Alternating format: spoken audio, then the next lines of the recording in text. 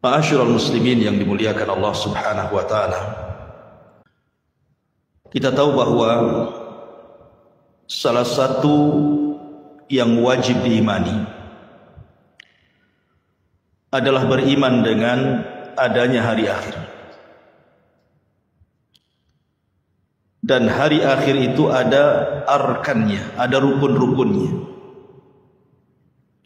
Dan rukun-rukun hari akhir itu terdapat 5 perkara yang harus diyakini.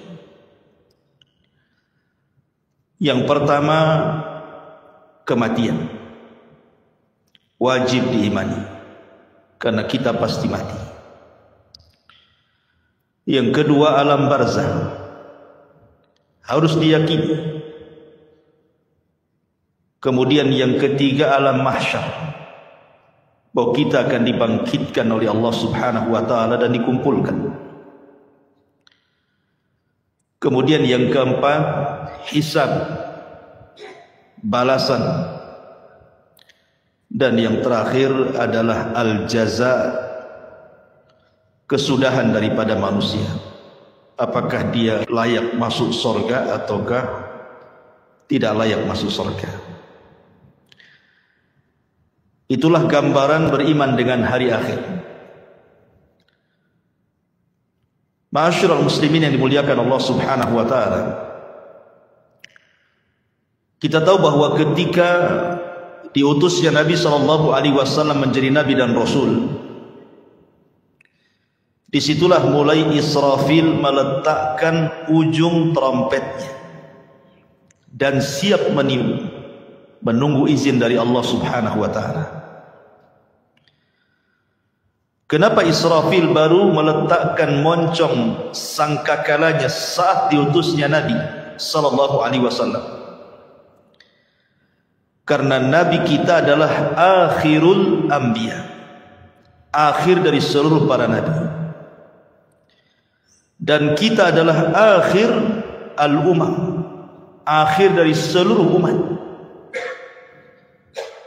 Artinya tidak ada nabi setelah Nabi Muhammad sallallahu alaihi wasallam dan tidak ada umat setelah umat Rasul sallallahu alaihi wasallam.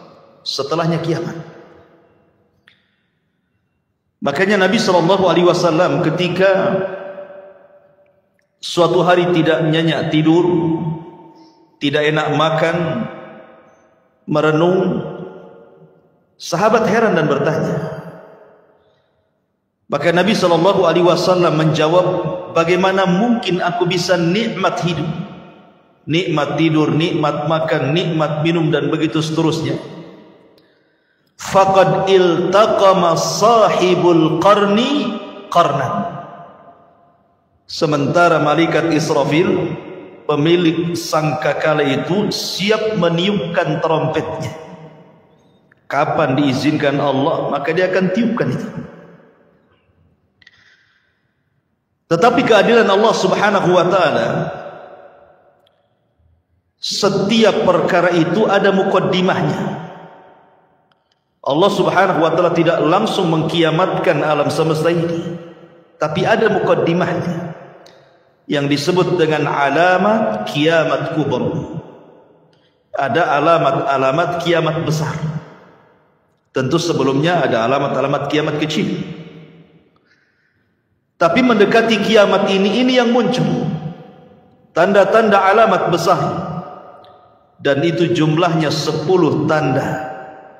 Kalau terjadi 10 tanda ini, maka habislah alam semesta. Secara ringkas, yang pertama munculnya Dajjal. Kemudian yang kedua, turunnya Isa ibn Maryam. Kemudian yang ketiga, munculnya Ya'juj wa Ma'juj. Ini 3 alamat pertama. Kemudian 3 alamat pertengahan, munculnya dukhan.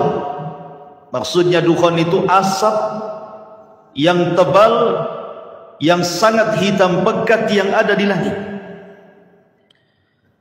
Kemudian setelahnya munculnya matahari dari arah barat. Kemudian setelahnya munculnya binatang dari perut bumi yang disebut dengan dabatun minal ard. Binatang melata bisa bicara, yang menstempel mukmin dan kafir. Ini 3 alamat pertengahan. Maka alamat yang terakhir 3 gempa. Gempa dari arah barat, gempa dari arah timur, dan gempa di Jazirah Arab, dan ditutup dengan api yang menggiring manusia dari Aden Yaman, dikumpulkan di Syam. Disitulah kiamat dibangkitkan. Inilah 10 tanda kiamat besar. Orang-orang yang beriman tidak akan merasakan tentang adanya kiamat besar, karena orang-orang yang beriman itu sebelum Israfil meniupkan sangkakalanya sudah diwafatkan oleh Allah Subhanahu wa ta'ala dengan cara dikirim angin yang sangat-sangat dingin, kemudian menerpa setiap ketiak orang yang beriman walaupun punya iman sebiji zarah, maka akan wafat dengan angin itu. Sehingga tidak ada yang hidup kala itu kecuali orang yang paling jahat, yang paling buruk, yang paling kafir, yang paling syirik kepada Allah Subhanahu wa ta'ala. Nabi SAW bersabda, la taqumus sa'ah illa ala syiraril khalqi. Tidak akan tegak hari kiamat kecuali tegak kepada manusia yang paling buruk yang ada di permukaan bumi. Ma'asyiral muslimin yang dimuliakan Allah Subhanahu wa ta'ala, ketika Allah Subhanahu wa ta'ala izinkan Israfil untuk meniupkan sangkakalanya, maka apa yang terjadi? Al-qari'atu mal qari'ah. Wa ma adraka mal qari'ah? Yauma yakunun nasu kal farashil mabthus. Al-qari'ah itu adalah suara yang keluar dari trompet moncong sangkakala yang ditiup Israfil. Itulah al-qari'ah, diambil dari al-qar, suara yang bisa memecahkan gendang-gendang manusia, dan suara yang bisa mewafatkan semua manusia yang hidup kali itu. Maka sekali tiupan, dan itu menunjukkan kemurkaan Allah Subhanahu wa ta'ala, karena tidaklah mungkin Allah menghancur-hancurkan alam semesta kecuali karena kemurkaannya. Maka kiamat itu karena kemurkaan Allah Subhanahu wa ta'ala. Maka disitulah kita lihat dalam ayat-ayat Al-Quran, di mana wa idzan nujumun tasharat, bintang dijatuh-jatuhkan, wa idzal biharu fujjirat, kemudian lautan ditumpah-tumpahkan airnya, kemudian wa idza zulzilatil ardu zilzalah, kemudian bumi digempa-gempakan. Ma'asyiral muslimin yang dimuliakan Allah Azza wa Jalla, Anda bisa bayangkan ketika terjadi tsunami Aceh, itu hanya sebagian kecil laut yang ngamuk gitu ya, yang marah karena kemarahan Allah Subhanahu wa ta'ala. Dalam hitungan menit bisa menghancurkan bangunan dan melenyapkan banyak nyawa. Itu baru sebagian kecil laut. Ketika terjadi gempa di Jogja, dalam hitungan menit bangunan-bangunan roboh menimpa manusia, bangunan hancur, jiwa-jiwa melayang, dan begitu seterusnya. Begitu juga peristiwa gempa di Lombok, dan saya saksikan sendiri karena saya ke sana. Satu kabupaten rata dengan tanah. Ma'asyiral muslimin yang dimuliakan Allah Azza wa Jalla, ini bagian kecil dari bumi. Bagaimana karena Allah Subhanahu wa ta'ala mengatakan idza zulzilatil ardu zilzalah. Allah Subhanahu wa ta'ala mengidhafahkan zilzal kepada ha, zilzalaha. Allah tidak katakan zilzalan. Kalau zilzalan artinya sekali gempa, boleh jadi di sini gempa, di situ tidak gempa. Tapi ketika zilzal kemudian diidhafahkan kepada ha yang kembali kata ganti ini kepada bumi, artinya satu bumi gempa. Kalau sudah satu bumi gempa mau lari kemana? Kalau gempa di Batam bisa lari ke Tanjung Pinang.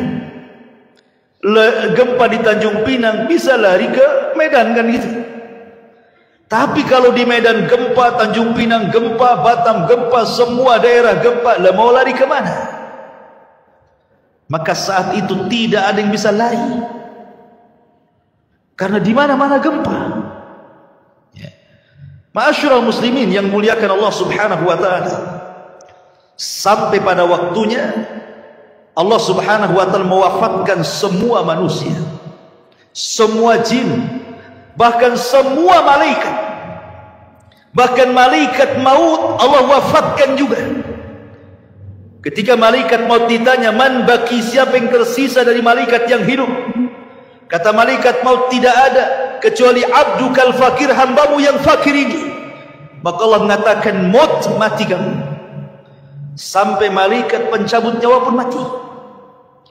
Ketika itulah Allah Subhanahu wa taala menggulung langit dan mengepal bumi. Dan Allah Subhanahu wa taala berfirman, limanil mulkul yaum, limanil mulkul yaum. Kalian tahu sekarang siapa yang berkuasa? Kalian tahu sekarang siapa yang berkuasa? Tidak ada yang jawab, karena tidak ada yang hidup masalahnya. Tidak manusia, tidak jin, tidak malaikat. Makanya Allah Subhanahu wa taala menjawab sendiri, lillahil wahidil qahar. Kekuasaan itu hanya milik zat yang satu, dialah zat yang maha perkasa lagi kuat, Allah Subhanahu wa taala. Ma'asyiral muslimin yang dimuliakan Allah Subhanahu wa taala, Abi Hurairah radhiyallahu an pernah ditanya tentang jarak tiupan sangkakala pertama dengan sangkakala kedua itu berapa waktunya. Maka Abu Hurairah radhiyallahu an mengatakan 40. Sahabat bertanya, apakah 40 tahun wahai Abu Hurairah? Fa'abaitu, aku enggan menjawabnya. Apakah 40 bulan? Fa'abaitu, aku enggan menjawabnya. Apakah 40 minggu? Fa'abaitu, aku pun enggan menjawabnya. Apakah 40 hari? Fa'abaitu, aku pun enggan menjawabnya. Pokoknya di angka 40. Bisa 40 hari, bisa 40 minggu, bisa 40 bulan, bisa 40 tahun, wallahu a'lam. Tetapi disitulah Allah Subhanahu wa taala menghancurkan alam semesta sehancur-hancurnya.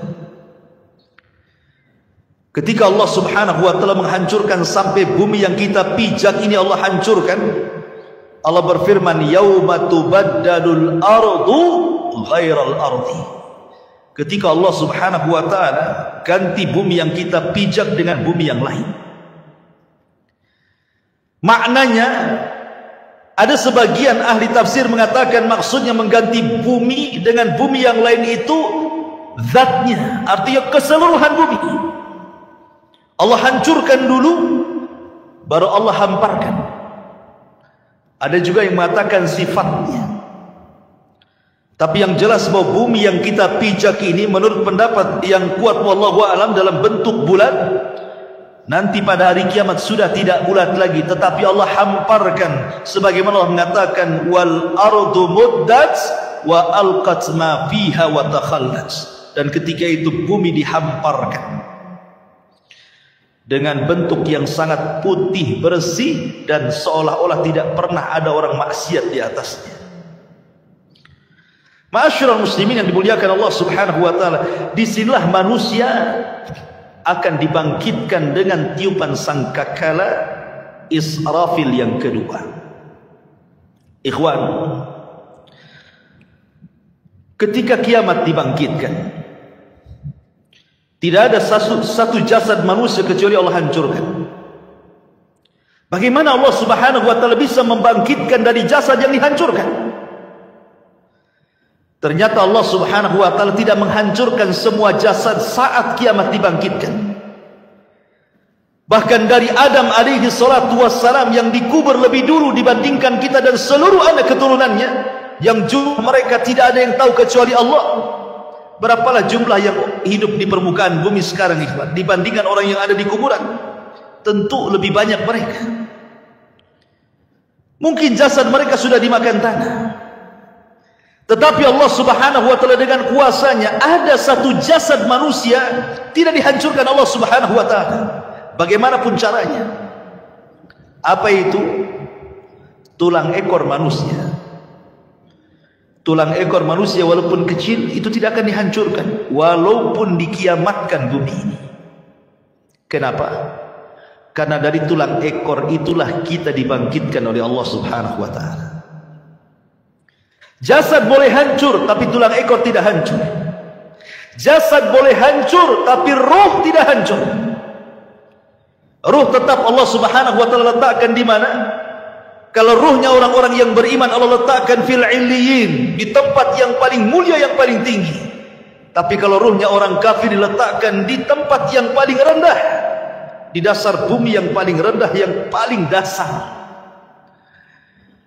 Lah ketika tiupan sangkakala yang kedua, Allah Subhanahu wa taala berfirman, wa akhrajatil ardu athqalaha. Dan kami keluarkan beban-beban isi bumi ke permukaan. Wa alqat ma fiha wa takhallat. Dan kami lempar beban bumi dan semua ada di permukaan bumi. Tentu setelah bumi diganti dengan bumi yang baru. Ini jasad, belum ada ruh. Dan bagaimana Allah Subhanahu wa taala bisa membangkitkan dari tulang ekornya? Dalam hadis yang sahih Allah Subhanahu wa taala mengirimkan hujan. Karena asal kehidupan itu dari air. Dan kami jadikan air itu segala sesuatu bisa hidup, kan itu. Wa ja'alnal ma' kulla syai'in hayy. Kami jadikan air itu segala sesuatu hidup. Maka Allah akan hujani itu bumi itu. Ketika setiap tulang ekor tersentuh dengan air hujan tersebut, maka semua terlempar ke permukaan. Kemudian Allah ciptakan kembali jasad yang sudah hancur itu. Di situlah Allah Subhanahu wa taala katakan, wa idzan nufusu zuwizat. Ketika Allah lesatkan setiap ruh-ruh yang diletakkan di illiyin kalau dia ruhnya mukmin, dan roh-roh yang ada di sijin kalau dia kafir munafik, dilesatkan semuanya. Subhanallah, tidak ada yang tertukar. Roh masuk ke jasad-jasadnya yang pernah dia tempati di bumi, semua akan melesat di situ. Disitulah terjadi dalam akidah ahli sunnah wal jamaah sebagai yaumul ba'thi wan nusyur, hari kebangkitan, di mana manusia akan dibangkitkan di situ. Bagaimana kondisi mereka dibangkitkan? Allah Subhanahu wa taala menyamakan kebangkitan manusia di padang mahsyar itu dengan dua binatang. Pertama dengan laron, dan yang kedua dengan belalang. Adapun dengan laron, Allah Subhanahu wa taala berfirman, al-qari'atu mal qari'ah wa ma adraka mal qari'ah yauma yakunu an-nasu kal farash. Farash itu artinya laron yang berhamburan. Tetapi dalam ayat yang lain Allah mengatakan kal jaradil muntashir, seperti belalang-belalang yang berterbangan. Satunya laron berhamburan, satunya belalang berterbangan. Apa bedanya? Menurut ulama akidah, adapun ketika Allah Subhanahu wa taala menyamakan hari kebangkitan itu manusia seperti laron, itulah permulaan kebangkitan. Di mana ketika manusia bangkit, ikhwan, manusia itu tidak tahu harus kemana. Karena padang pasir itu la ma'lama fi, tidak ada tanda sama sekali. Karena tanah itu putih bersih, tidak ada tanda sama sekali. Ketika di dunia banyak tanda, ini desa, ini kecamatan, ini ibu kota, ini gang, ini jalan, ini lorong, dan begitu seterusnya. Ini kota, ini desa, ini hutan. Di dunia ada maklam, ada tanda.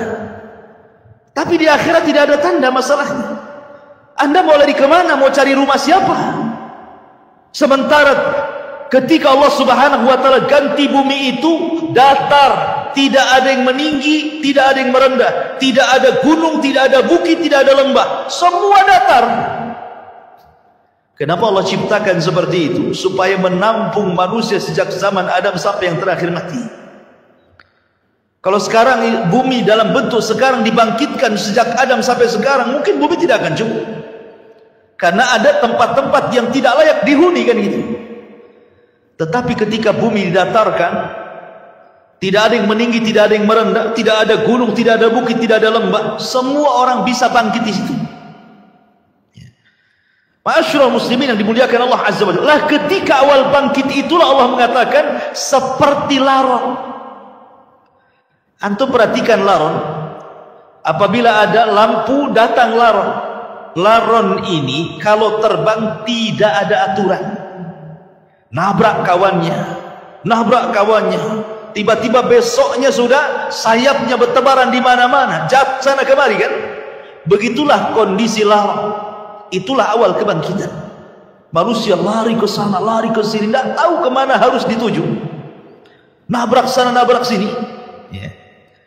Baru setelah kemudian ada panggilan di satu titik, agar mereka mendekati kepada panggilan yang Allah Azza wa Jal perintahkan malaikat untuk memanggil, barulah mereka tertib mengarah ke satu titik. Itulah yang disebut dengan jaradil muntashir, seperti belalang.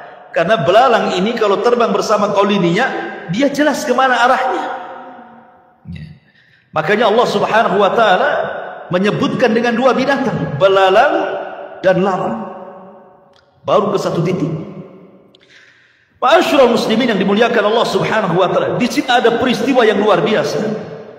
Saat terjadi kiamat, ikhwan, semua bintang dan galaksi dijatuhkan dan ditubruk-tubrukan, kecuali dua bintang yang tidak dijatuhkan. Pertama matahari dan bulan tidak dijatuhkan. Justru matahari yang tidak mungkin berjumpa dengan bulan. Karena ketika terbenamnya matahari muncul bulan, ketika bulan kemudian terbenam muncul matahari. Tidak mungkin bulan berjumpa dengan matahari. Tapi nanti pada hari kiamat Allah katakan wa jumi'a syamsu wal qamar. Allah gabungkan matahari dan bulan jadi satu. Inilah makhluk yang Allah Subhanahu wa ta'ala kemudian diletakkan di atas kita 1 mil pada hari kiamat. Sampai rawi hadis ragu-ragu tentang bahasa mil dalam hadis itu. Apakah mil itu maknanya jarak? Ya, ada meter, ada kilo, ada mil. Ataukah mil itu alat untuk bercelak yang hanya 1 jengkal di atas kepala? Wallahu alam, kata perawi hadis ini. Anggaplah 1 mil itu di atas kepala itu maksudnya mil jarak. Itu saja ikhwatul fiddin sudah luar biasa panasnya, apalagi kalau di atas kepala. Padahal di dunia ini Allah Subhanahu wa ta'ala sudah berikan keadilan kan, di mana matahari diletakkan pada porosnya, disesuaikan dengan daya kehidupan manusia, sehingga manusia tidak terlalu kedinginan, tidak terlalu kepanasan. Allah letakkan persis di porosnya. Kalau seandainya matahari yang di porosnya ini mendekat sedikit ke bumi, terbakar bumi. Kalau seandainya matahari di porosnya menjauh dari bumi, bekulah bumi. Makanya Allah letakkan itu supaya tidak beku dan tidak terbakar, pas di tempatnya. Tetapi Allah Subhanahu wa ta'ala pada hari kiamat Allah kumpulkan matahari dan bulan. Walaupun kesudahannya matahari dan bulan ini kemana? Dimasukkan ke dalam jahannam. Sampai sahabat bertanya, Rasul, apa dosa matahari? Kenapa dimasukkan ke dalam jahannam? Maka Rasul mengatakan, dimasukkan matahari dan bulan bukan berarti dua makhluk ini berdosa, tidak. Tetapi ingin membuktikan bahwa keduanya bukan Tuhan. Biar para penyembah bintang di bumi, para penyembah matahari dan bulan tahu bahwa matahari dan bulan itu bukan Tuhan. Makanya dipendamkan ke neraka. Sehingga ahlun nar melihat matahari yang dipendamkan ke neraka, rupanya keduanya bukan Tuhan. Ya, memang bukan Tuhan. Makanya Allah mengatakan la tasjudu lisyamsi wala lilqamari wasjudu lillahi alladzi khalaqahunna in kuntum iyyahu ta'budun. Jangan sujud kepada matahari dan bulan, tapi sujudlah kepada yang menciptakan keduanya kalau kalian betul-betul beribadah kepada Allah Azza wa Jalla. Ma'asyiral muslimin yang dimuliakan Allah Subhanahu wa taala. Bagaimana manusia saat dibangkitkan? Nabi sallallahu alaihi wasallam bersabda, "Yuhsyarun nas yaumal qiyamah khufatan 'uratan ghurlan buhman." Aisyah radhiyallahu anha menceritakan, nanti pada hari kiamat manusia akan dikumpulkan khufatan, tanpa beralas kaki. Anda bisa bayangkan saat matahari di siang hari kemudian memanasi aspal yang ada di jalan-jalan. Coba Anda jalan tanpa alas kaki, rasakan panasnya. Atau di gurun pasir gitu ya. Bagaimana orang bisa berjalan di dunia saja tanpa alas kaki, bagaimana pula di akhirat matahari direkatkan. Begitu panasnya kaki ini ketika mijak bumi itu. Kemudian kata Rasul sallallahu alaihi wasallam, khufatan uratan, tanpa ada baju lengket di badan. Tidak pakai baju, tidak pakai celana. Tidak ada yang menyelimuti badannya, satu helai kain pun tidak ada di badannya. Bayangkan matahari dekat tuh. Kita saja ya kan itu ya, apabila telanjang di tengah matahari terik siang-siang itu panasnya luar biasa. Ini telanjang bulat. Kemudian kata Nabi sallallahu alaihi wasallam, khufatan uratan ghurlan, kembali tidak dikhitan. Waktu kita dikhitan, kita dibuang kulit, kemaluan kemudian entah berantah kulit itu. Tapi Allah akan kembalikan lagi ke setiap jasad manusia. Untuk apa? Lidiqqatil hisab, kata para ulama, supaya hisabnya betul-betul komplit. Sampai kepada masalah kulit kemaluan pun harus nempel, supaya betul-betul dihisab. Ya. Kemudian yang terakhir kata Rasul, ghurlan, tanpa bawa harta di badan. Artinya tidak bawa harta di badan itu ya tidak bawa apa-apa. Ya. Kalau di bumi nih antum pamannya safar bawa dompet gitu kan masih tenang lah tuh. Ya.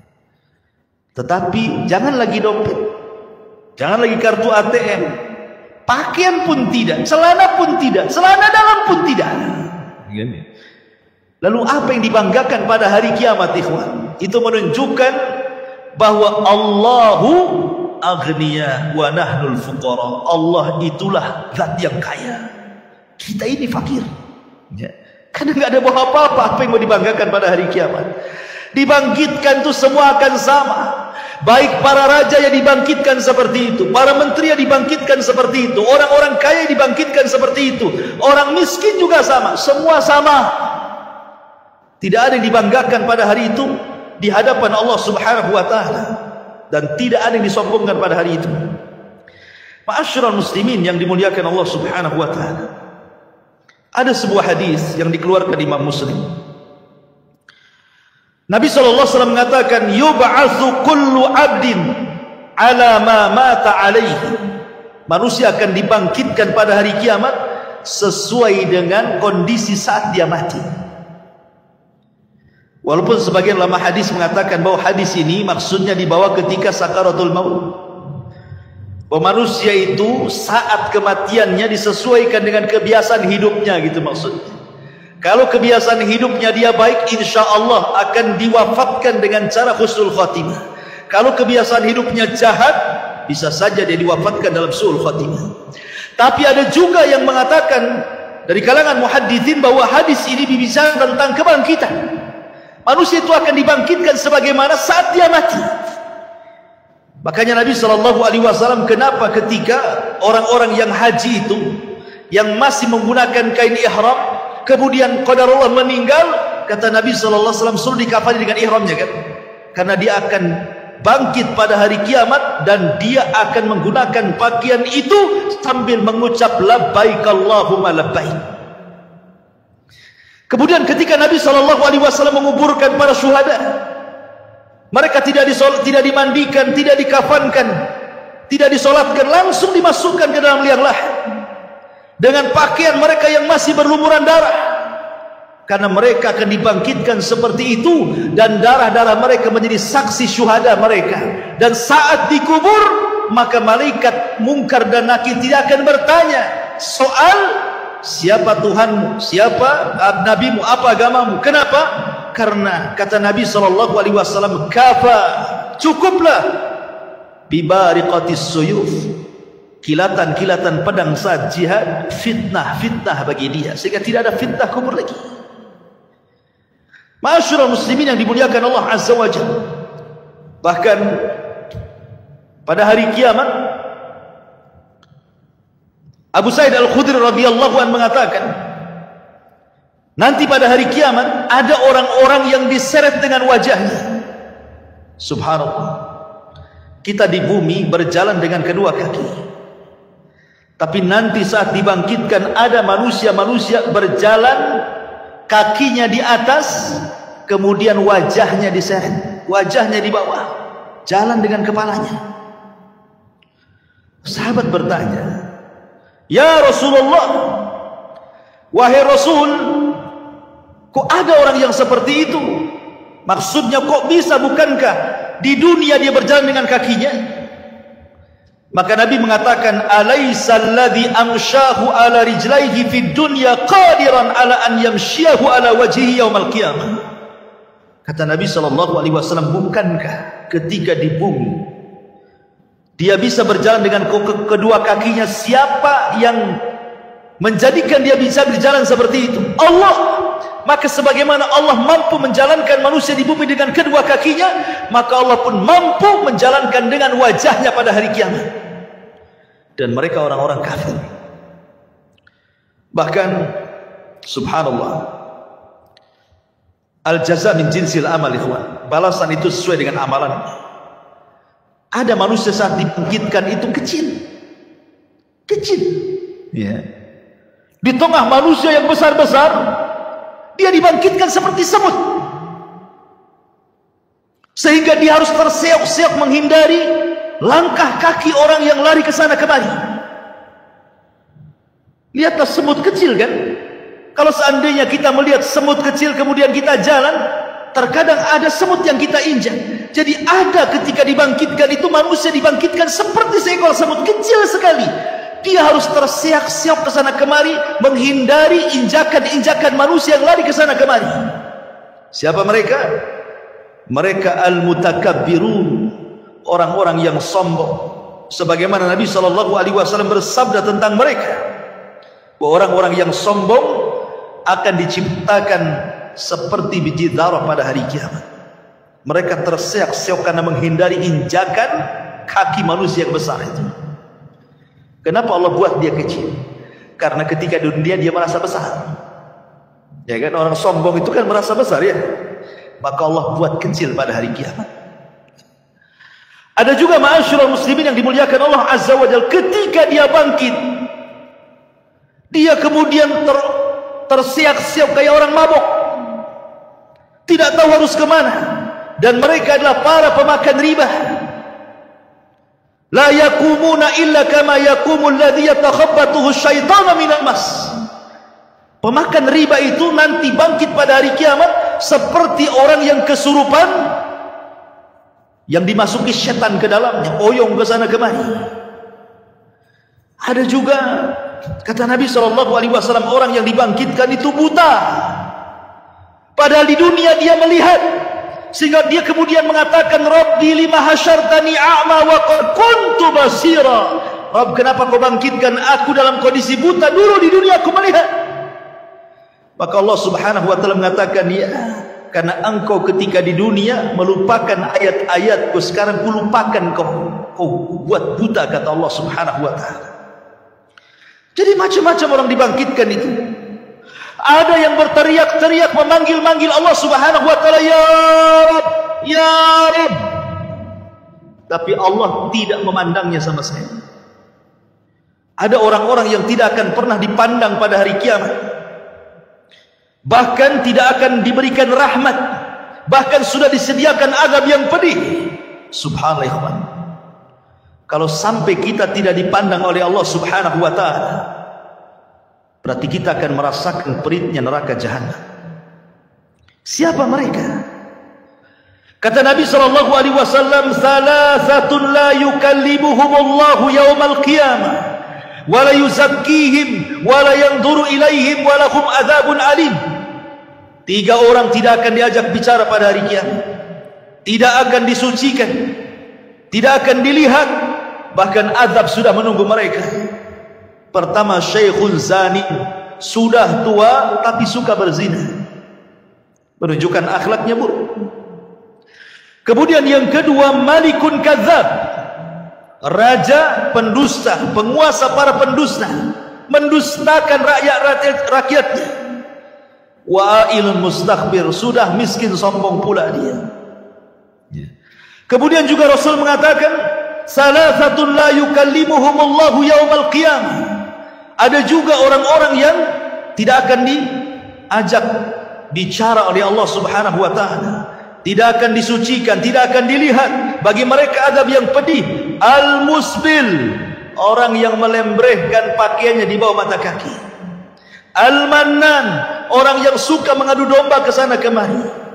Al-munfiq sil'atahu bil halifil kadhib, seorang pedagang untuk melariskan dagangannya berdusta dengan sumpah kepada Allah Azza wa Jalla.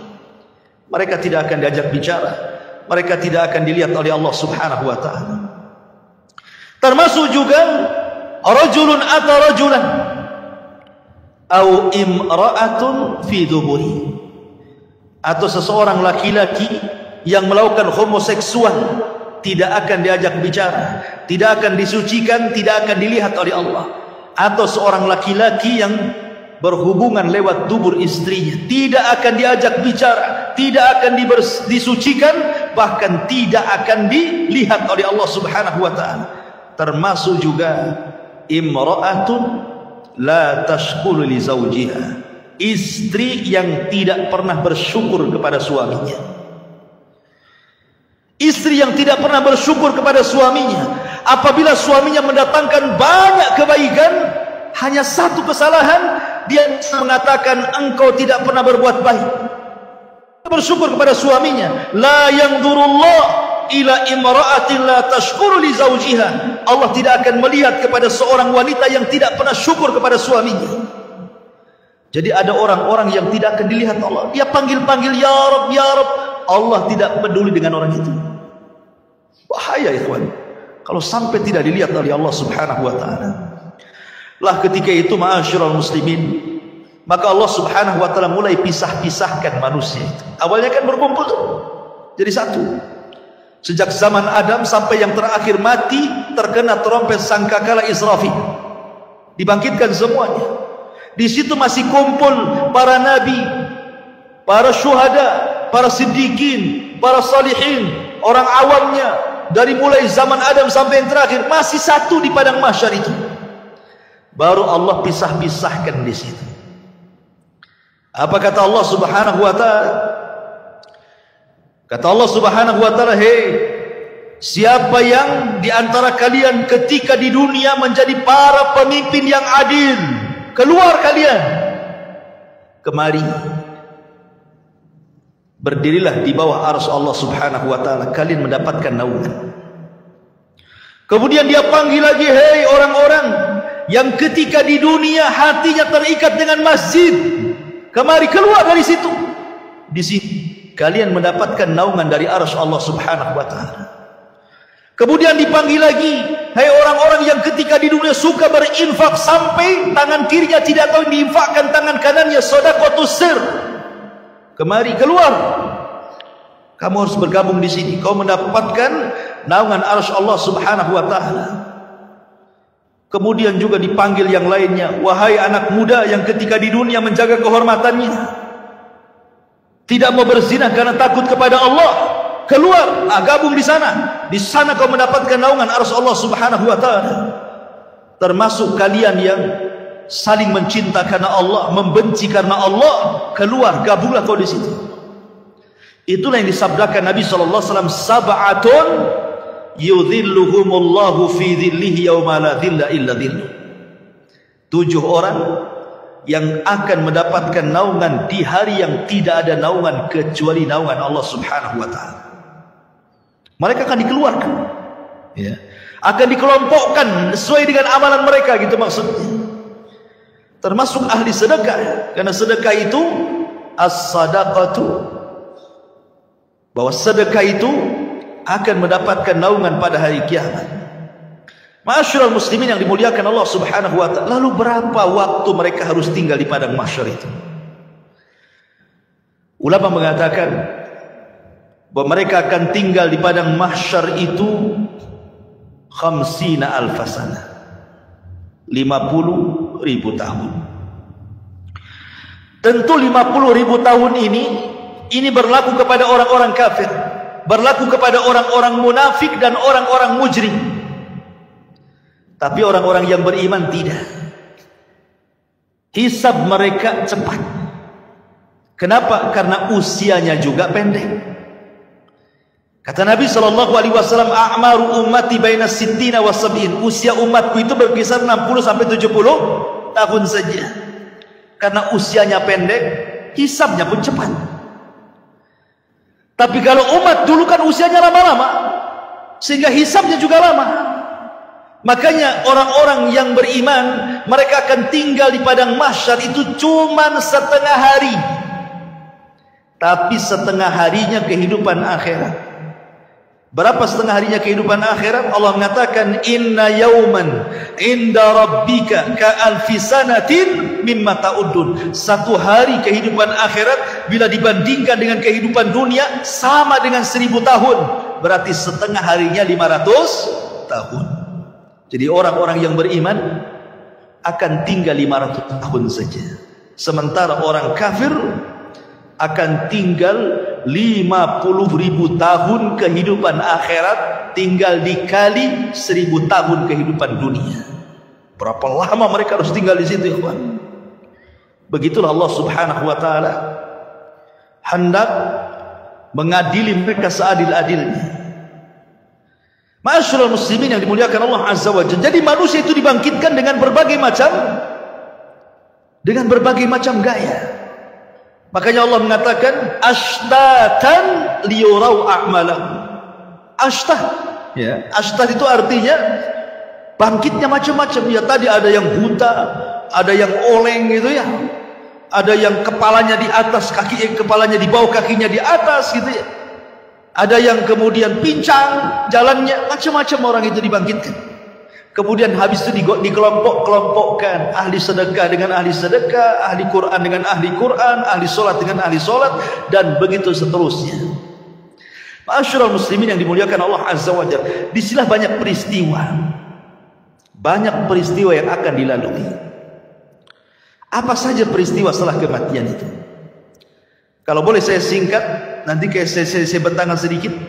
Yang pertama sudah saya jelaskan, kebangkitan. Yang kedua, hasyar, pengumpulan manusia di padang mahsyar. Kemudian yang ketiga, al-haud, telaga. Manusia akan minum dari telaga. Kemudian yang keempat, syafa'atul uzma. Orang meminta syafaat kepada para nabi. Kemudian yang kelima, dimulai hisab. Kemudian yang keenam, barulah kemudian diterbangkan catatan. Baru ada yang mengambil dengan tangan kanan, tangan kiri, dan di belakang punggungnya. Kemudian yang nomor 7, barulah ada mizan, timbangan. Kemudian yang nomor 8, barulah kemudian jahanam didatangkan, kemudian jembatan diletakkan di bawah jahanam. Di atas jahanam, bawahnya jahanam, itulah titian siratal mustaqim. Jisrun mamdudun fawqa jahannam. Sebuah titian, bawahnya jahanam. Kemudian manusia akan lewat di titian itu. Kemudian yang nomor berapa? 9, manusia akan kumpul di kontor. Disinilah akan terjadi kisos. Tapi kisosnya sesama orang yang beriman. Tapi kalau kisosnya sesama orang kafir sebelum titian siratal mustaqim. Baru setelah di kontor, barulah mereka akan berjubel di pintu-pintu surga. Baru setelah itu tidak ada yang bisa membuka pintu surga kecuali Nabi SAW. Baik, kita urai sedikit. Tadi sudah jelaskan, yang pertama hari kebangkitan, manusia dibangkitkan, kemudian dikumpulkan. Ketika manusia tertidur dan cukup lama, kemudian terbangun, pasti yang Anda rasakan akan merasakan haus yang luar biasa. Iya kan? Kalau tidur lama gitu kan, bangun pasti pengen minum. Seperti Anda juga pengen minum. Gitu ya. Bismillah, minum dulu. Masya Allah. Jadi ketika mereka kehausan ini, maka mereka mencari air. Setiap para nabi Allah Subhanahu wa taala sudah berikan telaga. Likullin nabi haudun. Setiap nabi diberikan telaga. Dan telaga yang paling besarlah telaga Nabi kita Muhammad sallallahu alaihi wasallam. Maka umat Rasul sudah diarahkan ke masing-masing nabinya. Termasuk kita umat Islam diarahkan kepada telaga nabi kita. Telaganya sangat besar. Airnya putih, lebih putih dibandingkan susu, kata Rasul. Lebih manis dibandingkan madu. Dan satu kali minuman tidak akan haus selamanya. Dan tidak akan rebutan karena gelasnya sejumlah bintang yang ada di langit, kata Nabi. Dan orang yang pertama dibolehkan minum, merekalah orang-orang Ansar dari kalangan sahabat Nabi SAW. Lah kenapa tidak Muhajirin? Bukankah Muhajirin adalah as-sabiqun al-awwalun? Mereka lah yang awal-awal masuk Islam, baru kemudian Ansar, kan gitu. Kenapa di akhirat orang yang pertama minum orang Ansar dulu baru Muhajirin? Terbalik? Ya. Karena orang Ansar diberikan kesabaran ketika di dunia. Mereka tidak pernah mencicipi kekuasaan. Khulafaur Rasyidin semua dari Muhajirin. Abu Bakar Muhajirin, Umar Muhajirin, Uthman Muhajirin, Ali Muhajirin, Hasan bin Ali Muhajirin. Ganti ke kekuasaan kerajaan. Raja yang pertama Muawiyah ibn Abi Sufyan Muhajirin. Runtuhnya Bani Umayyah, berdiri Bani Abbasiyah, semua dari Mekah Muhajirin. Semua kekuasaan itu dari Muhajirin. Orang Ansar itu tidak pernah jadi raja, mereka jadi rakyat. Makanya kata Nabi SAW, sabarlah kalian. Kalian akan mendapatkan nanti raja-raja yang zalim. Boleh jadi mungkin yang menguasai kalian itu raja-raja zalim. Tapi kesabaran kalian akan mendapatkan hasil sampai kalian menemui aku di mana? Di telagaku, kata Nabi. Makanya mereka orang yang pertama minum. Orang-orang Ansar atau penduduk Yaman yang awal-awal masuk Islam, baik dari kalangan manusia atau kalangan jinnya. Ya. Baru setelah itu Muhajirin. Baru setelah itu para ulama. Baru setelah itu umumnya umat Rasul, sampai yang terakhir datang sekelompok umat Rasul hendak minum. Tiba-tiba dihalau para malaikat, tidak boleh. Nabi SAW kasihan dan mengatakan, ummati itu umatku, biarkan wahai malaikat, biar dia minum. Tapi kemudian Rasul diberitakan bahwa mereka tidak layak minum. Kenapa? Ya Muhammad, innaka la tadri ma ahdatsu ba'daka, innahum ghayyaru wa baddalu. Wahai Muhammad, engkau tidak tahu apa yang terjadi sepeninggalmu. Mereka itu sudah merubah ajaran-ajaran. Mereka itu sudah menjauhi sunnah-sunnahmu. Mereka tidak layak minum dari telagamu. Makanya ulama mengatakan orang yang tidak akan minum dari telaga Rasul, pertama orang murtad, tidak akan minum. Yang kedua orang munafik, tidak akan minum. Yang ketiga orang yang mereka selalu menyelisih sunnah Rasul dari kalangan ahli bid'ah. Kemudian yang keempat, para murtakib al-kabair, orang-orang yang senantiasa terus melakukan dosa besar. Mereka tidak layak minum dari telaga Nabi SAW. Ya. Padahal ikhwan, meminum dari telaga Rasul itulah yang menentukan nasib kita saat di padang mahsyar. Karena ketika matahari didekatkan kita merasa haus. Sementara Rasul mengatakan siapa yang meminum satu teguk saja dia tidak akan haus selamanya, kan? Artinya bisa meringankan beban saat matahari didekatkan sebenarnya. Baru setelah kemudian mereka minum, ada yang tidak, kemudian mereka berkumpul lagi di padang mahsyar, dibiarkan oleh Allah Subhanahu wa taala. Dengan matahari didekatkan, kemudian keringat dicucurkan, sampai-sampai keringatnya membanjiri, sampai kalau seandainya ada perahu dijalankan, perahu bisa jalan di keringatnya. Karena ada yang tenggelam selutut, ada yang tenggelam sepusat, ada yang tenggelam sedada, ada yang tenggelam telinga, ada yang tenggelam betul-betul dengan keringatnya, sesuai dengan amalannya. Ya, ma'asyiral muslimin, ini menakutkan karena kumpulnya mereka saja sudah menakutkan. Kenapa menakutkan? Karena ketika di kuburan saja mereka sudah takut. Kan kalau orang-orang yang beriman masuk kuburan itu dibentangkan surga, ya kan? Ketika dia sanggup menjawab pertanyaan malaikat, siapa Tuhanmu? Allah. Siapa Nabimu Muhammad? Apa agamamu? Islam. Allah akan mengatakan dari langit, an sadaqa abdi, hambaku telah benar. Kalau begitu, bentangkan pintu dari surga, hantarkan makanan, hantarkan minuman, hantarkan pakaian, hembuskan angin dari surga supaya wangi kuburannya. Kan itu artinya dia bisa melihat surga di kuburan. Tapi orang kafir, munafik dan ahli dosa, ketika dia tidak sanggup menjawab apa kata Allah, sempitkan kuburan sesempit-sempitnya, kan itu. Kemudian bentangkan neraka di hadapannya. Makanya ketika kemudian terjadi hari kiamat, mereka sudah melihat neraka saat di kuburan tuh. Makanya mereka sudah ketakutan luar biasa. Dari situlah akhirnya kemudian ketika Allah biarkan saja di padang mahsyar seperti itu, mulailah orang-orang berakal di antara mereka datang kepada Adam. Ya Adam, anta abul bashar, kau ini bapak manusia. Isfa' lana ila rabbik, mintalah syafaat kepada Rabbmu. Ala tara ila ma nahnu fi, tidakkah kau iba kepada kami, lihat kondisi kami. Tapi Adam mengatakan tidak bisa, karena aku sudah pernah melakukan maksiat sehingga Allah murka, dan kemurkaannya tidak pernah terjadi sebelum dan sesudahnya. Sebaiknya kau kenuh saja, datang kepadanya. Sama juga jawabannya. Kata Nuh, sebaiknya kau datang kepada Ibrahim. Sama pula jawabannya. Tidak bisa juga. Kata Ibrahim, sebaiknya kau datang kepada Nabi Musa. Musa pun sama. Bahkan kata Musa, sebaiknya datang kepada Isa. Jadi antara Adam, Nuh, Ibrahim, Musa, Isa, semua mengatakan nafsi, nafsi, urus diri kalian, katanya. Kata Isa bin Maryam, sebaiknya kalian datang kepada Muhammad sallallahu alaihi wasallam.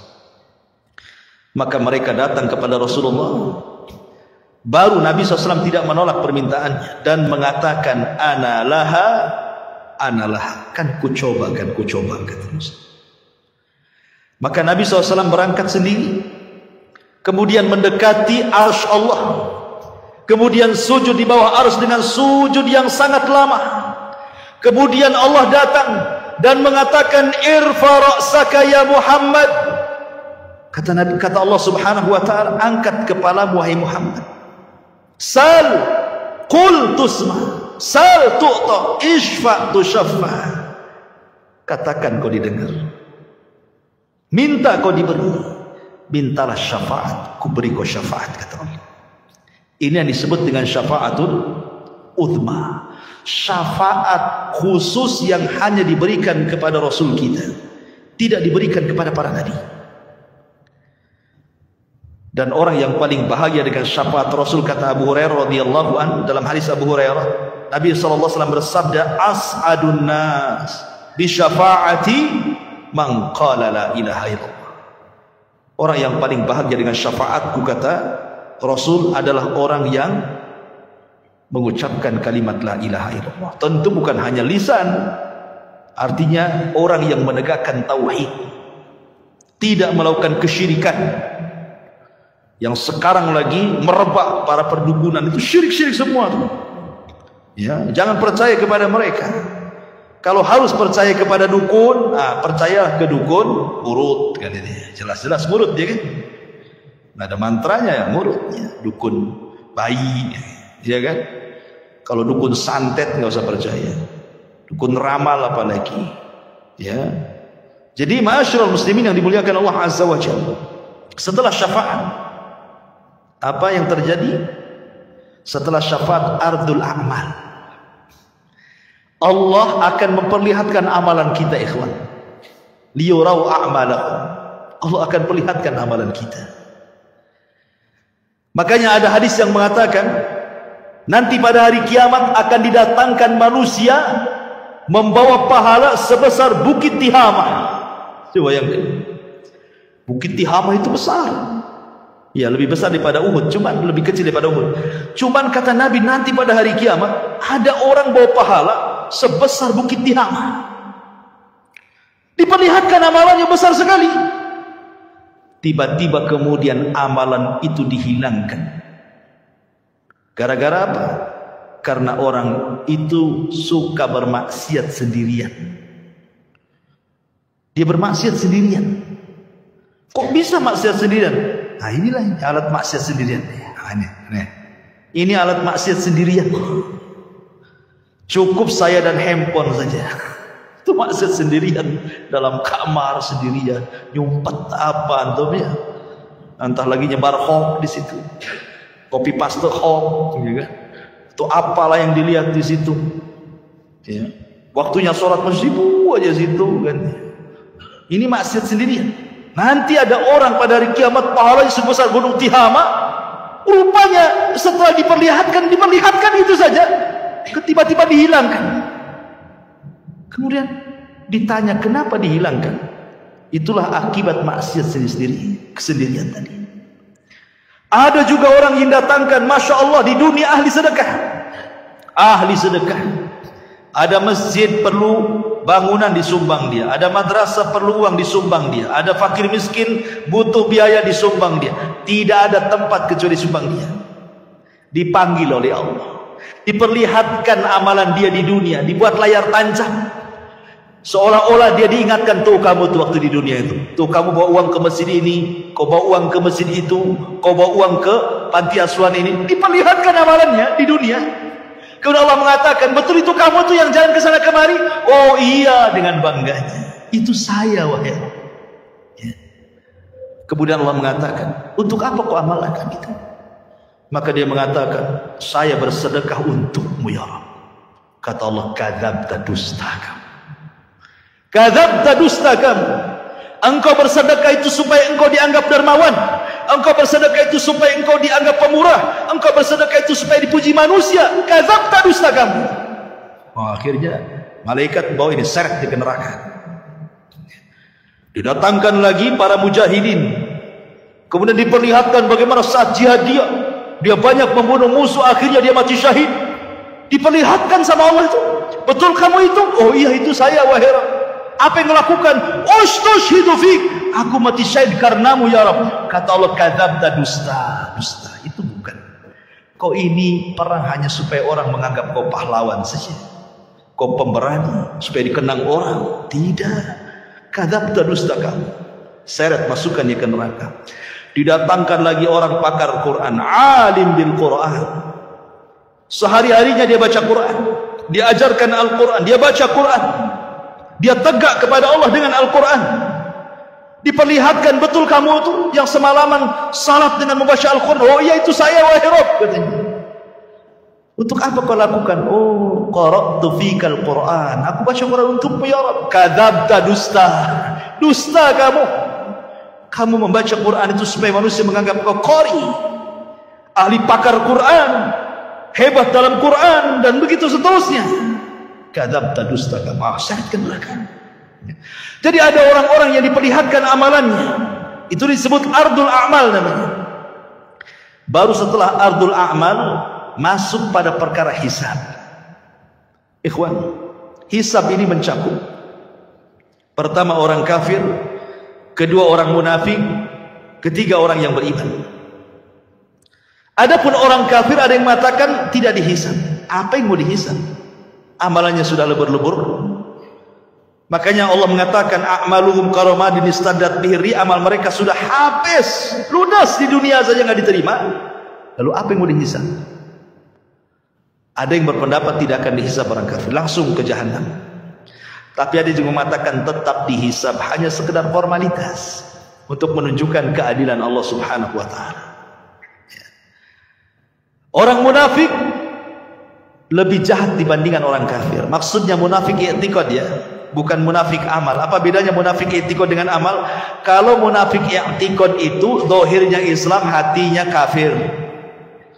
Jadi dia masuk Islam dengan badannya, keluar dari Islam dengan hatinya. Tapi kalau munafik amal ini masih muslim, dia hanya meniru sifat munafik. Kalau ngomong dusta, kalau janji khianat, itu munafik amal namanya. Beda ya.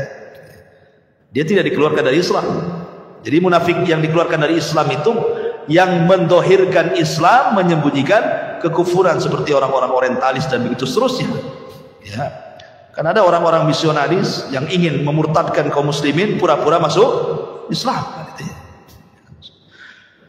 Adapun hisabnya orang-orang mukmin ada dua. Ada yang disebut dengan hisaban yasira, mudah hisabnya. Ada yang disebut dengan hisaban asira, sulit hisabnya. Apa bedanya? Kata Nabi SAW, hisab yang mudah itu, orang ini akan ditanya oleh Allah Subhanahu wa taala semua apa yang dilakukan dia di dunia. Tetapi dia tidak diwajibkan untuk menjawab. Hanya mengiyahkan saja. Betul kamu zina? Iya. Betul kamu rampok? Iya. Betul kamu ini? Iya. Betul kamu itu? Iya. Betul kamu sholat? Iya. Betul kamu puasa? Iya, ya, gitu saja. Ya. Habis itu Allah tutupi aibnya dan Allah ampuni dosanya. Itu hisab yasir, mudah. Tapi hisabnya ada yang sulit. Bagaimana caranya? Ketika dia tanya soal amalannya, dia bantah. Dia membantah Allah. Kamu judi? Enggak. Itu bantah namanya. Korupsi? Enggak. Jadi sehingga harus datangkan saksi. Kata Nabi SAW, manukisha udzib. Siapa yang ketika dihisab ada bantah-bantahan, maka akan diazab orang ini. Ya. Itulah yang disebut hisaban asir, hisab yang sulit. Kalau dia sampai bantah-bantahan, berarti dia mendapatkan hisab yang sulit. Tapi kalau tidak ada bantah-bantahan, dia hanya sekedar ikrar, menetapkan apa yang ia lakukan saja, habis itu Allah tutup dan Allah ampuni, berarti dia mudah hisabnya. Ya. Itulah yang disebut dengan hisab mudah dan hisab sulit. Lah, setelah kemudian manusia dihisab, baru terjadi tatayur suhuf. Suhuf diterbangkan. Disuruh kita mengambil catatan kita masing-masing. Orang-orang yang beriman dengan bangganya dia mengambil dengan tangan kanannya. Kemudian dia mengatakan kepada manusia, "Iqra kitabak", lihat bukuku, baca katanya. Dia sudah tahu isinya apa. Tetapi orang-orang kafir, dia ambil dengan tangan kirinya dan dia mengatakan, "Duhai, kiranya aku tidak pernah punya catatan seperti ini." Datang orang munafik, diambil lagi dari belakang punggung dengan tangan kirinya lagi. Ya. Baru setelah itu terjadi mizan, timbangan. Apa yang ditimbang? Badannya, amalannya, dan catatan yang dibawanya. Faman thaqulat mawazinu fahuwa fi isyatir radiyah. Kalau berat timbangan kebaikannya, dia akan mendapatkan kehidupan yang diridhoi oleh Allah. Faman khaffat mawazinu fa ummuhu hawiyah wa ma adraka ma hiya narun hamiyah. Tapi yang kemudian khaffat, ringan kebaikannya, berat pula keburukannya, maka dia masuk ke neraka hawiyah. Ya. Ma'asyiral muslimin yang dimuliakan Allah Subhanahu wa taala. Baru setelah proses mizan timbangan, baru kemudian Allah Subhanahu wa taala akan datangkan apa? Jahannam. Allah mengatakan waji'a bi jahannam. Pada hari itu akan didatangkan neraka jahannam. Waji'a bi jahannam yauma idzin yatadzakkarul insan. Ketika Jahannam dihadirkan, barulah ingat manusia, kenapalah di dunia saya seperti itu. Kemudian malaikat akan datang bersaf-saf, wal malaku saffan saffa. Disitulah Allah Subhanahu wa ta'ala akan datang dan akan mengajak bicara satu persatu hamba-hambanya. Ada yang diajak bicara, ada yang tidak diajak bicara, sebagaimana sudah saya jelaskan tadi. Ya. Baru setelah itu titian dibentangkan, jisrun mamdudun fawqa jahannam. Jadi akan diletakkan semacam jisr. Jisr itu jembatan. Ya. Yang Nabi SAW katakan tentang masalah jembatan ini, kalau boleh saya ringkas, jembatan ini amat sangat licin. Jembatan ini menggelincirkan. Jembatan ini memiliki besi pengait yang sangat besar. Jembatan ini mudah terpeleset karena bukan lurus tetapi berbelok-belok dan bergerak. Jembatan ini lebih halus dibandingkan rambut, lebih tajam dibandingkan pedang. Ya, jembatan ini akan membelah telapak kaki manusia, sehingga tidak semua orang selamat dari titian ini. Lah ketika jembatan ini dibentangkan, kemudian Allah mengatakan wasiqal ladzina kafaru ila jahannama zumara. Allah langsung masukkan orang kafir, tidak pernah masuk titian orang kafir itu, langsung dimasukkan ke dalam jahannam. Sehingga yang tersisa cuma dua, mukmin dan kafir. Lalu Allah berikan cahaya untuk modal melewati titian itu. Ada yang seperti kilat atau di ujung saja. Ada yang seperti kuda balap atau di ujung saja. Ada yang seperti pelari kencang atau di ujung saja. Ada yang jalan, ada yang merangkak, ada yang jatuh bangun, begitu seterusnya. Karena ada kalalib di situ, ada kait mengait, ya, yang ujungnya seperti duri dan akan menghantam siapa saja. Kemudian kalau sudah terlempar dari jisr itu, dari titian itu, maka akan sampai di dasar jahannam itu setelah 70 tahun. Karena Rasul yang mengatakan, ketika ada suara dor gitu kan, Rasul mengatakan di hadapan para sahabat, tahu nggak kamu suara apa itu? Sahabat nggak tahu. Itulah batu yang dilempar dari atas titian setelah 70 tahun baru sampai sekarang dasarnya katanya. Naudzubillah. Ya. Ma'asyiral muslimin yang dimuliakan Allah Azza wa Jalla. Baru setelah kemudian mereka bisa menyeberangi titian, ada yang berhasil, ada yang tidak. Sampai di sini lelahnya tidak, masih lelah lagi. Ada namanya kontor. Kontor itu tempat kisos. Ingat, kontor itu hanya bagi orang yang beriman saja. Tapi kalau kisosnya antar orang kafir atau orang mukmin mendolimi orang kafir atau orang kafir mendolimi orang yang beriman, itu sebelum titian. Karena orang kafir tidak mungkin naik ke titian. Jadi kalau ada orang Islam mendolimi orang kafir, terjadi kisos di sini. Kalau ada orang kafir mendolimi orang kafir, terjadi kisos di sini. Termasuk juga binatang akan dikisos. Sampai Rasul mengatakan, binatang yang bertanduk dengan binatang yang tidak bertanduk, yang ketika di dunia ditanduk sama binatang yang bertanduk, akan didatangkan tuh, dicabut tanduknya, kemudian diletakkan ke yang tidak bertanduk. Allah mengatakan, tanduklah dia sebanyak dia menanduk kamu di dunia. Disaksikan oleh manusia itu kisos kepada binatang itu, semua akan dikisos. Ya. Yang buaya makan kambing gitu ya. Kemudian harimau makan kancil, semua akan terjadi kisos. Tapi selesai kisos, selesai hisab, apa kata Allah? Kuni turaba, jadilah kalian tanah. Maka binatang-binatang itu semua jadi tanah. Orang-orang kafir menyaksikannya, tiba-tiba mereka mengatakan, ya laitani kuntu turaba. Duhai kiranya aku jadi tanah seperti binatang itu, katanya. Mungkin tidak, mustahil. Ya. Lah ini kalau kisosnya di sebelum titian ini bagi orang-orang kafir, sementara kisosnya orang-orang yang beriman setelah titian. Inilah yang dikenal dalam hadis Nabi SAW sebagai hadis muflis namanya. Hadis orang bangkrut. Kata Nabi, atadruna mal muflis hadil ummah? Tahu nggak kamu orang bangkrut di antara umatku ini? Sahabat ya polos saja, orang bangkrut ya orang gulung tikar, usahanya kolab, nggak punya dinar, nggak punya dirham. Oh, itulah orang bangkrut, kata Nabi. Bukan. Orang bangkrut itulah orang yang datang dengan pahala salat, pahala puasa, pahala zakat, pahala-pahala lain-lainnya. Di satu waktu dia pernah mendolimi si fulan, mencaci maki, memukul si fulan, menumpahkan darah si fulan, mengambil harta si fulan, dan begitu seterusnya. Di sini terjadi antara barter pahala dan dosa. Jangan ke situ dulu kamu, sini. Dulu kau memukul saya. Mana pahalamu? Diambil pahala. Mau pergi lagi ke pintu surga, tunggu dulu. Dulu kamu mencaci maki saya. Sini pahala. Berangkat lagi, tunggu dulu. Dulu kau yang menginjak kaki saya. Tunggu dulu. Akhirnya banyak orang yang minta pahala dia, habis pula pahalanya.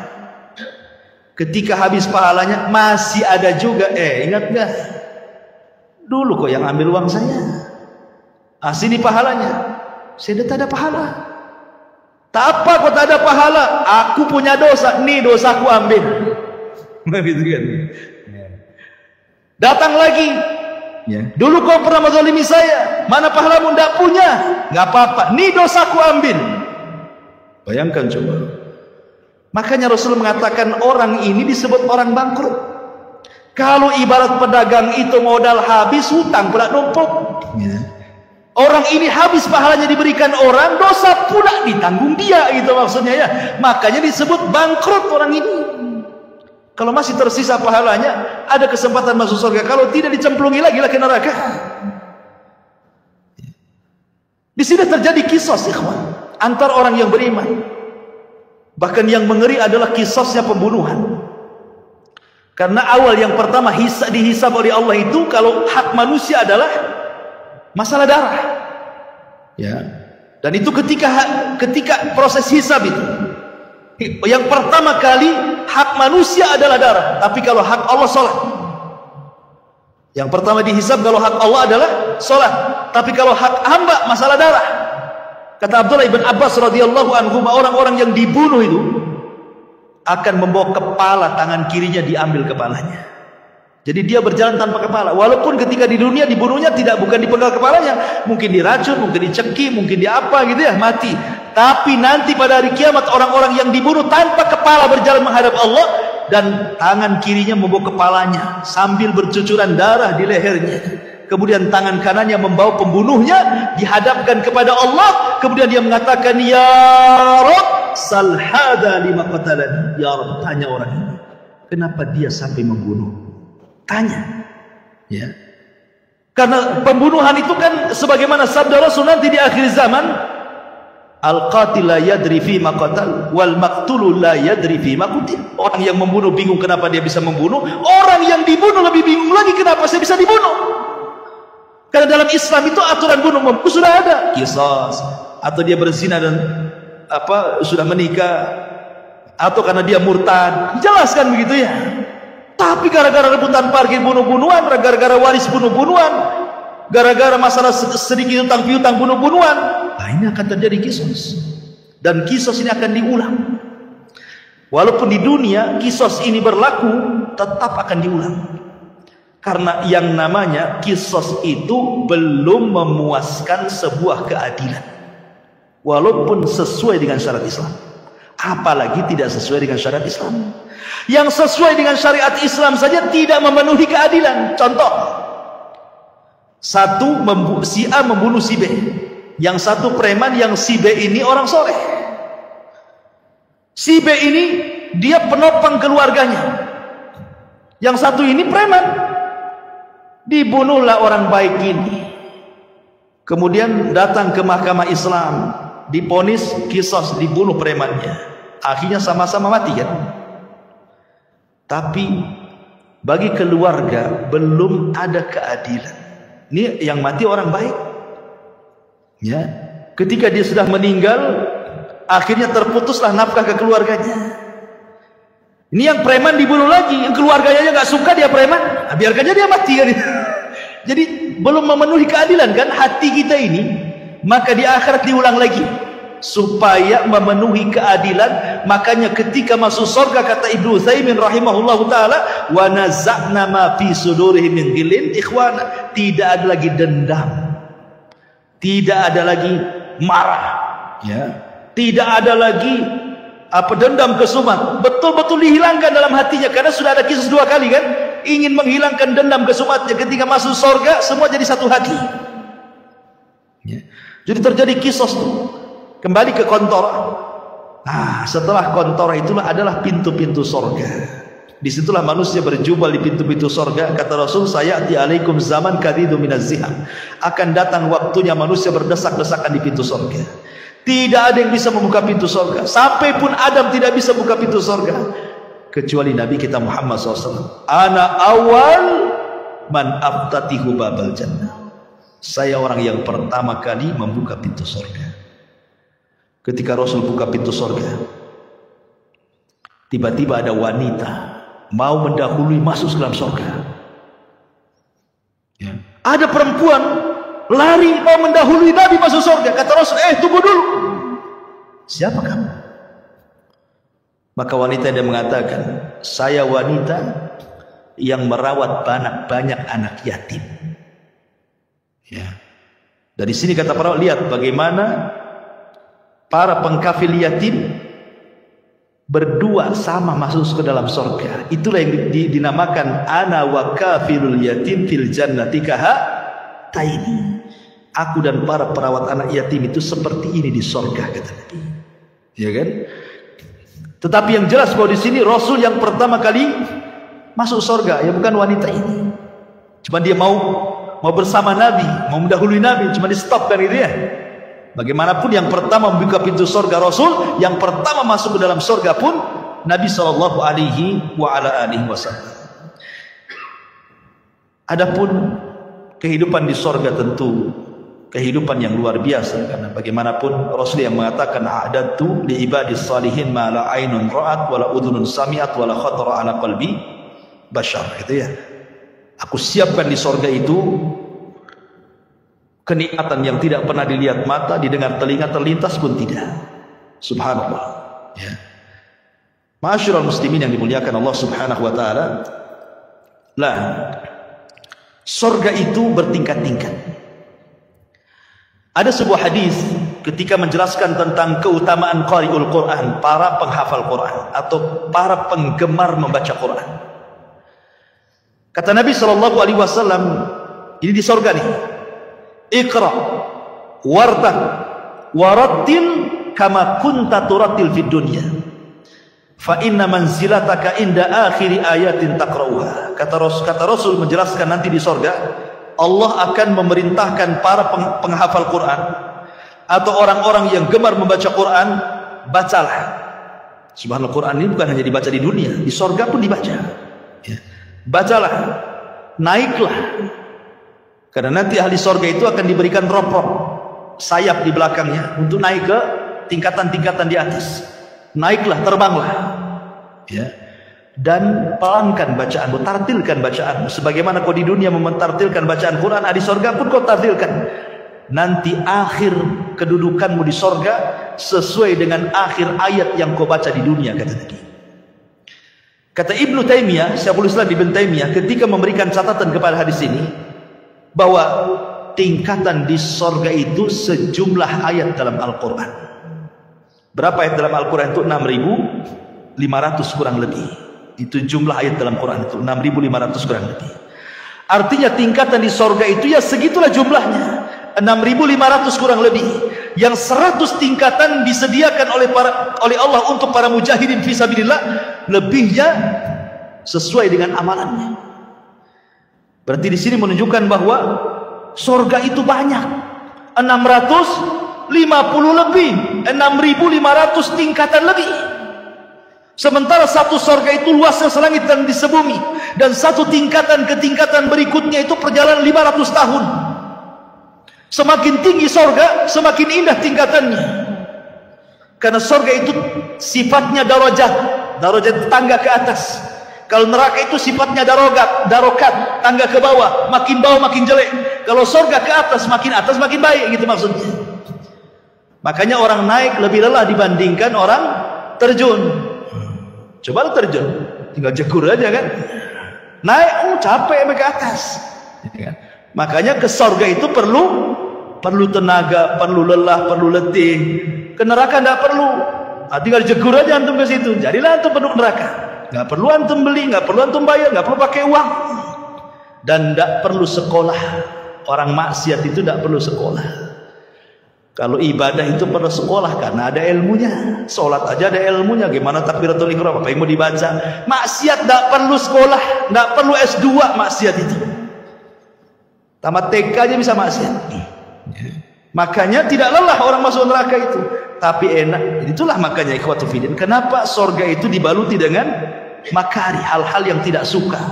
Sementara neraka itu dibaluti oleh syahwat, hal-hal yang orang suka masuk ke situ. Ya. Lah surga yang bertingkat-tingkat ini Allah Subhanahu wa taala berikan kepada siapa? Orang-orang yang masuk ke dalam surga sesuai dengan tingkatannya. Bahkan di surga itu minimal satu orang itu mendapatkan 2 istana. Paling sedikit orang yang masuk surga itu dapat 2 istana. Dapat 2 istana.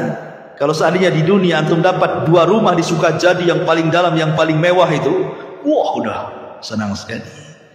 Tapi sayang rumah di Sukajadi nggak seberapa dibandingkan rumah di surga.